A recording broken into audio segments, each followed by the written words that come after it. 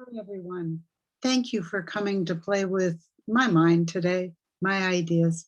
I have a couple of short things that I want to share with you. When I meditate in the morning, sometimes I get just these fun little messages, and I thought I'd pass some of them along to you, the ones that I really liked anyway. Um, the first one was on happiness. The first one I want to talk about is on happiness. In 1987, the first really long piece of channeling I did was on happiness. And I thought, how odd that this should be the beginning of everything, especially as I look back on decades and decades of my transcripts. And the answer was that happiness is the highest form of energy that we can experience here. It probably has something to do with the way our energy is bundled. Um, but if you think about it, our dogs are happy, our cats can be happy. I've seen deer play during the first snow under the wild apple trees, playing, you know. Um, so we're not the only species here that can feel happiness. The real message was that happiness cannot happen without love. Now, I don't know whether this is true for all species, but if you think about what you love, it's what brings you happiness. So, love as an ingredient of happiness and its importance in our lives. It definitely is something to reach for. The phrase money can't buy happiness, it's true. Money doesn't make you happy, but if you think about what you love, maybe some people do love money, maybe it does make them happy, um, but you can't buy it. I think that's the point. I love to cook, I love to garden. uh, there's so many things that we love, and for me it was recognizing when I was happy. Okay, you're happy. Enjoy it. Do it. All right. One of the next things I want to share actually is about karma. And, I've been talking about these energetic patterns that we carry that are created out of experiences here in life, here in our life. We carry them from past lives. They are our identity. These patterns are the way that we identify ourselves, good, bad, or indifferent. So, um, my mother and I had a very, very honest conversation about a month ago. I believe it was definitely before Christmas.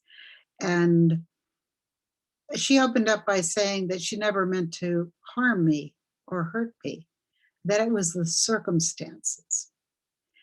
And as a writer, I really like words, and I loved circumstances because, boy, doesn't that wrap everything up into one word. Her circumstances and my circumstances collided. um, and there was a little more to the conversation, but I want to stay with the word circumstances and karma. And she said to me, we will have no karma when we meet again unless you bring it with you. And I thought, well, wait a minute. I was a fetus, I was a baby, I was a kid. But I get it. I get it. We're all responsible for our own, uh, put it, digestion, or um, we're all responsible for our own experience, no matter who creates them no matter what the circumstances were in our lives.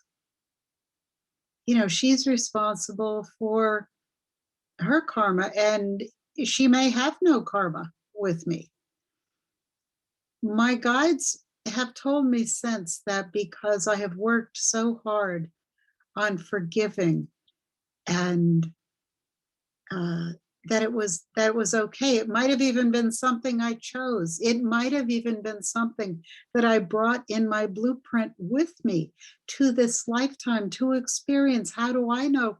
Maybe she was just the actor on the stage fulfilling her role in my blueprint for my life. There's so many possibilities. And my guides have told me since that because I've done a dissolution of the most damaging foundation that I've experienced in my life due to circumstances, that I will not have to repeat this again. And I do know who my next mother is. I met her in this lifetime. And she is in the world of spirit. She has been for some time. But I know in some reality, in some dimension, I'm going to experience love and the confidence that comes from love right from the very beginning. So that's something to look forward to. So that was a little karmic message. I think that's enough for today. And oh no, there was one more thing I wanted to mention.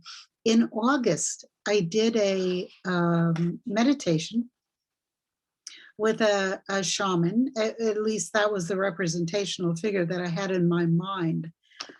As I did the meditation, I actually did this on Zoom, but there's no reason to post that. I'm sitting there with my eyes shut. It's like, but the punchline, okay, my question was, why is there so much hate right now? Why is there so much fear? What is going on in the world? And the answer was, in order to survive, people had to form tribes. I mean, we could think of this as communes now, but tribes. And so in the society of our tribe, we all helped each other or worked as a unit to survive.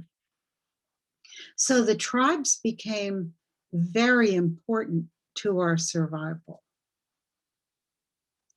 That instinct is embedded so deeply in the human species consciousness that this tribal,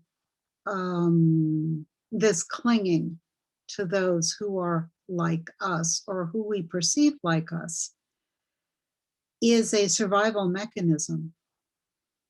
And that would also explain bigotry also and prejudice, even though all of us old souls who've been around for like ever have been every plant, animal, rock, person, race, every race. So there's absolutely, no reason for this tribal reaction anymore. But people feel safe in numbers. There's safety in numbers. And so that's where, or that's why there's so much hate right now, so much division. There's other facets or aspects to this, but that's it's part of the human experience to be tribal. Okay, so there are 3 little nuggets to play with in your mind, and I appreciate you coming and visiting me today. Thank you so much. My website is howspiritworks.com, and I'll see you next time.